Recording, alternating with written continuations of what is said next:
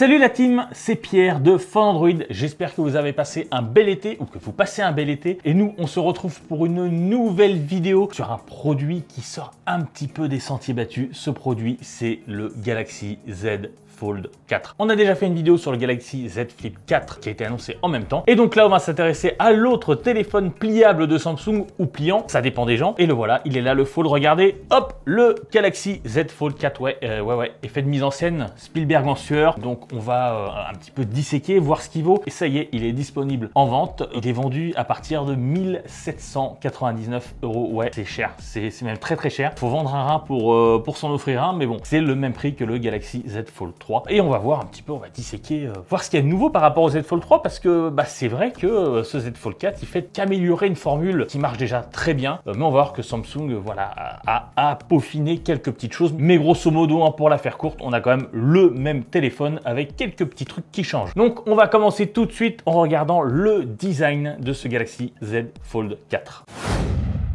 Donc le terminal, le voilà. Alors écoutez, il est grandement repris du Z Fold 3, même au niveau du design, franchement, on les met l'un à côté de l'autre. C'est le jeu des 7 différences, mais il y a quand même quelques petits trucs qui changent parce que le Z Fold 3, il était bien, mais il y avait, il y avait encore des points à améliorer. Ce qu'a fait Samsung. L'un des premiers points que le constructeur a essayé vraiment de soigner sur ce nouveau modèle, c'est la charnière. Alors, c'est peut-être pas forcément évident comme ça en vidéo, mais la charnière est un petit peu moins grosse, un petit peu plus plate en fait. Elle contribue à donner plus de finesse au téléphone. On a un téléphone qui fait un petit peu plus de 6 mm d'épaisseur et ça c'est grâce à vraiment à une charnière qui a été réduite. C'est aussi beaucoup plus agréable à la manipulation. En parlant d'épaisseur, on a un téléphone qui fait quand même plus de 1,5 mm d'épaisseur parce que tout simplement on a l'impression d'avoir deux smartphones empilés les uns sur les autres. Donc voilà, pour revenir à cette charnière, donc Samsung a essayé vraiment de lui donner un côté un petit peu plus aérien, un petit peu plus agréable et surtout de la renforcer parce que oui, forcément à force d'ouvrir et de fermer le téléphone, la charnière au bout d'un moment elle lâche. Déjà oui, la précédente charnière elle était relativement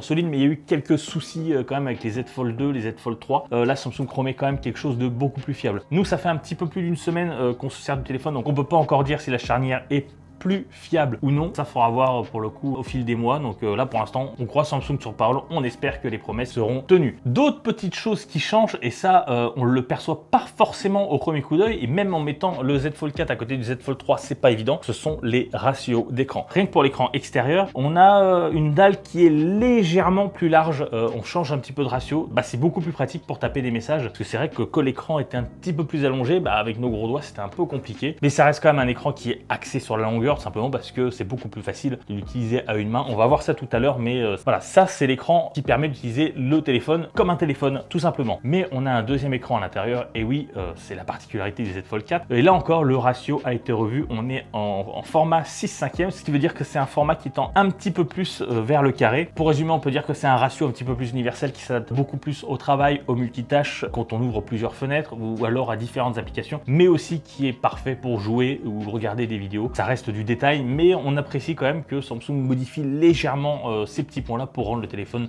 beaucoup plus agréable. Qu'est-ce qu'on peut dire de plus sur cet écran? Il y a toujours la caméra frontale, la caméra selfie, vous savez, avec les pixels sur le dessus qui permet d'avoir un affichage plein lorsqu'on regarde une vidéo ou lorsqu'on joue. Ça vient du Galaxy Z Fold 3. Et pour ce modèle 4, Samsung avait aussi promis de réduire la pluie qui se voyait déjà beaucoup sur le Z Fold 3. Et force est de constater que la pluie elle se voit toujours autant, elle se voit même plus que sur le Z Fold 3. J'ai l'impression, regardez, on voit bien nos centres là où l'écran se plie. Mais vous savez quoi, moi je trouve que c'est un faux problème, tout simplement parce que lorsqu'on utilise son Z Fold 4 ou même le Z Fold 3, on ne la voit pas la pliure. Au final, on l'oublie très rapidement, donc oui, ça peut gêner certaines personnes, mais pour l'instant la technologie ne permet pas de supprimer ces pliures. Au final, on s'y fait très rapidement. Enfin, un dernier mot sur les écrans, on va pas s'attarder dessus, mais ils sont d'excellente qualité. Je vous encourage à aller lire le test sur Phone Android, vous avez toutes les données. Le seul truc qu'on peut dire, c'est qu'ils sont parfaitement calibrés et très lumineux. Voilà, on a fait rapidement le tour du design, on l'a dit, une reprise du Galaxy Z Fold 3 qui avait déjà une finition impeccable. Là, c'est aussi le cas. Pour le coup, on a vraiment un smartphone premium, heureusement, vu le prix. Maintenant qu'on a vu le design, on va s'intéresser à la partie utilisation du téléphone. Car oui, vous avez remarqué, il a un format un petit peu hors du commun.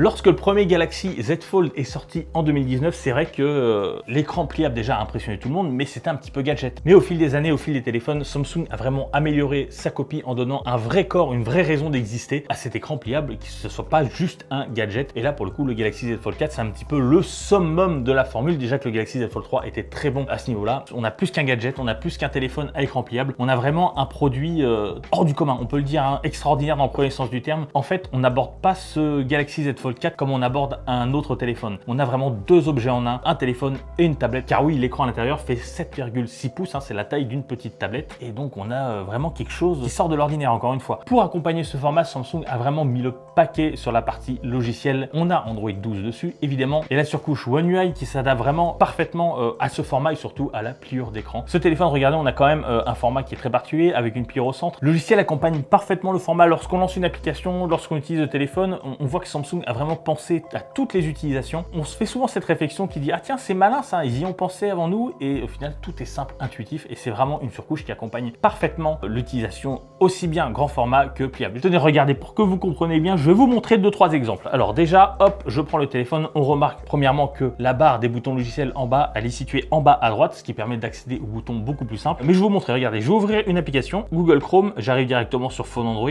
et regardez, là c'est l'une des nouveautés de ce Galaxy Z Fold 4, c'est la barre des tâches qui apparaît en bas. On se croirait presque sur Windows. Cette barre des tâches, elle n'est pas anodine parce qu'elle sert vraiment l'utilisation. Donc là, j'ai hop, mon tiroir d'applications qui est ici. J'ai également mes applications épinglées qui sont en bas, comme sur Windows en fait. Et ici, regardez, mes applications qui sont ouvertes. Et regardez, je vais cliquer sur une application, hop, le Xbox Game Pass. Et vous voyez, on peut jongler vraiment, hop, là on est sur Wikipédia, là on est sur Maps, on revient sur le Xbox. Donc vraiment, on peut jongler, on peut faire du multitâche et plus encore, regardez, je prends Maps et je peux faire vraiment du multitâche sans aucun souci. Je peux mettre mes applications un peu partout, en fait, comme sur Windows. Et c'est vraiment très appréciable parce qu'un grand écran comme ça, forcément, on a envie d'afficher plusieurs choses dessus, de travailler dessus, et tout se fait simplement, tout se fait de manière intuitive. On se pose même pas la question en fait, tellement ça a été bien pensé. Autre petite chose très simple à regarder, c'est quelque chose qui était déjà sur les autres terminaux. Imaginons que je veuille écrire un mail, hop, regardez, je mets mon téléphone en position entre guillemets ordinateur et je peux écrire un mail. Donc j'ai mon clavier virtuel qui prend l'espace inférieur de l'écran et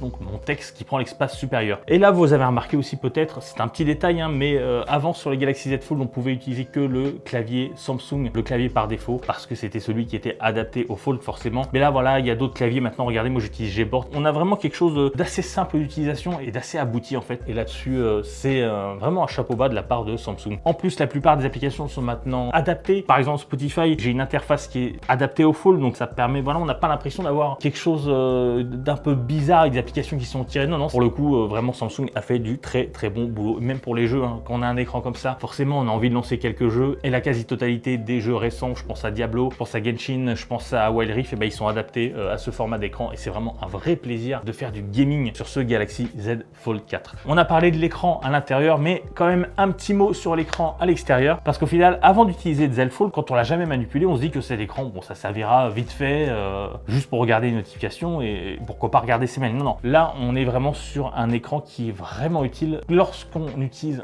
le Z Fold de manière classique, en fait, on se rend compte que 50% du temps, on est sur l'écran extérieur. Parce que simplement, là, on a l'utilisation smartphone. À l'intérieur, on a l'utilisation un petit peu plus chill, tablette si on veut. Et là, pour le coup, oui, c'est vraiment utile. En plus, c'est un bel écran. Car oui, lorsque vous êtes dans le métro, dans le bus, dans la rue ou même au boulot, vous n'avez pas forcément envie de déplier votre téléphone pour l'utiliser. En fait, c'est un écran digne d'un autre smartphone haut de gamme de Samsung. Donc, il y a un gros travail qui a été fait là-dessus et il ne faut pas le négliger, ce petit écran. Je le redis, on aborde l'objet Galaxy Z Fold pas de la même manière dont on aborde un smartphone. Pratiquement tous les jours, j'utilise ma tablette pour regarder des séries, pour jouer. Bah là, depuis que je teste le Z Fold, ça fait une semaine maintenant, je n'ai pas allumé ma tablette simplement parce que j'en ai pas besoin. On a vraiment deux produits en un et on n'est pas sur quelque chose qui veut un petit peu modifier le format du smartphone, comme par exemple le fait le Z Flip. Là, on est vraiment sur un produit qui veut combiner plusieurs utilisations et bah ça marche tout simplement. Samsung a réussi son coup. Ça marchait déjà sur le Z Fold 3, donc là, le Z Fold 4 amélioré, ça marche encore mieux. Donc voilà, il n'y a rien à dire, c'est vraiment un beau produit de la part de Samsung. Maintenant qu'on a vu tout ça, on va s'intéresser très rapidement à l'aspect technique. À l'intérieur, on a un Snapdragon 8 Plus Gen 1. C'est tout simplement le processeur mobile le plus puissant du marché. Donc là-dessus, voilà, pour faire du multitâche, pour faire du jeu, Genshin tourne à 60 images par seconde sans problème. Pareil pour Diablo, vous pouvez faire du multitâche, votre téléphone ne ramera jamais. C'est l'un des téléphones les plus puissants du marché. On a aussi une batterie de 4400 mAh. Niveau autonomie, c'est ok, c'est pas incroyable, c'est pas non plus médiocre. Le soir, on est entre 30 et 40% de batterie en commençant à 100% le matin. Donc voilà, il n'y a pas grand chose d'autre à dire dessus. Et la photo, oui, parce que c'est là un des changements par rapport au Galaxy Z Fold 3, c'est que la partie photo, ça a toujours été le talon d'Achille de la gamme. Et là, Samsung a décidé un petit peu de se secouer les puces. Le Galaxy Z Fold 3, on le rappelle, avait 3 capteurs de 12 mégapixels. Là, le 4, eh bien, écoutez, on a le même module photo que le Galaxy S22, donc un principal de 50 mégapixels, un ultra grand angle de 12 mégapixels et un téléphoto de 10 mégapixels. Alors, on va pas s'étendre non plus sur le sujet, mais on passe quand même d'un appareil photo assez médiocre à quelque chose de très correct. C'est pas non plus le meilleur photophone du marché, mais voilà, on est au niveau d'un S22, donc c'est vraiment acceptable, on va dire, surtout pour un téléphone à ce prix-là, d'avoir un bon appareil photo. Et tenez, je vous ai parlé beaucoup du logiciel tout à l'heure, je vais vous montrer juste un truc sur la photo. Hop, vous pouvez prendre vos photos avec l'écran extérieur, bien entendu, si vous êtes voilà, si vous êtes pressé. C'est beaucoup plus agréable de prendre une photo avec un bel écran, on voit quand même mieux le résultat. Et regardez, je vais vous montrer un petit truc. Encore une fois, l'utilisation, on se dit tiens, c'est malin ça. Hop, si je plie légèrement l'écran, regardez, j'ai toujours mon appareil photo sur la droite et sur la gauche, je vois les photos que j'ai prises il y a pas longtemps. Donc ça permet d'éviter d'aller dans la galerie et de jongler entre l'appareil photo et la galerie. Là, on a tout sous les yeux, donc c'est encore une fois l'un des petits exemples qui montre que Samsung a vraiment pensé sa partie logicielle pour ce Galaxy Z Fold 4 et on apprécie beaucoup.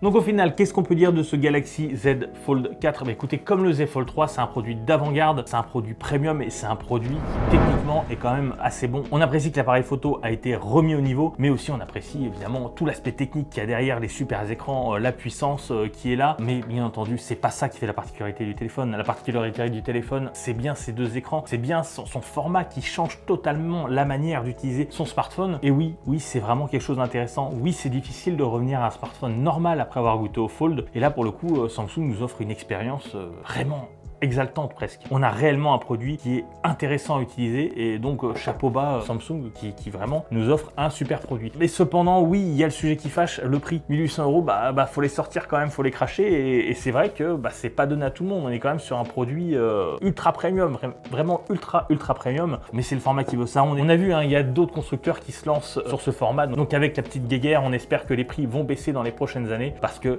c'est un format vraiment intéressant. Après, aujourd'hui, qu'est-ce qui vous pousse à acheter un Z Fold 4? Écoutez, si vous êtes un gros consommateur de contenu, si vous regardez beaucoup de vidéos, vous avez envie d'un bel affichage ou alors que vous jouez beaucoup sur votre téléphone et que vous avez tout simplement envie de vous faire plaisir, de vous faire un craquage total, écoutez, oui, prenez le Galaxy Z Fold 4 si ça vous fait envie, parce que oui, vous en aurez pour votre argent, mais encore une fois, on le rappelle, ça reste un excellent produit, mais un produit quand même d'ultra niche, un produit ultra premium, donc c'est vraiment pas donné à tout le monde et c'est un petit peu dommage quand même. Et du coup, si vous avez le 3, ça vaut le coup d'avoir le 4? Écoutez, pas vraiment pour l'instant, parce que le 3 reste quand même un excellent produit. Mais voilà, si vous avez jamais goûté au Z Fold et que vous voulez craquer, allez-y. Donc voilà, si vous avez la moindre question, posez-la dans les commentaires. Nous, on s'efforcera d'y répondre. Et puis après, vous connaissez le topo, hein, le petit like, le petit abonnement et surtout la petite cloche, parce qu'on a vraiment des trucs très sympas qui arrivent. Ça serait quand même bête de rater ça. Allez, nous, on va jouer encore un petit peu avec le Z Fold 4 et on se retrouve très bientôt. Allez, ciao!